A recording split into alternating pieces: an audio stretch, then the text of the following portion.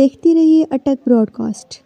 آج ایک احتجاجی مظاہرے کا انعقاد کیا گیا جس کا مقصد پیکا ایکٹ کے خلاف صحافیوں کی ترجمانی کرتے ہوئے آواز بلند کرنا تھا، جو کہ ایک مثبت قدم ہے۔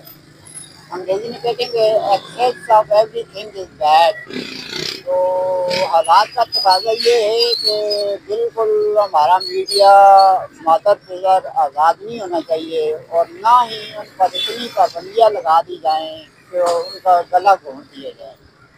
اس کے علاوہ یہ ایک اچھا اقدام ہے، اپنی آواز بلند کرنی چاہیے، اور حالات کو مد نظر رکھتے ہوئے میں تو کہتا ہوں کہ ان لوگوں کو بھی سوچنا چاہیے جو جن کی پہلے اپنی گورنمنٹ تھی وہ اس کو حق بجانے کہتے تھے، لیکن آج کل کے دیر میں وہ وہی اسی کے خلاف احتجاج بلند کر رہے ہیں۔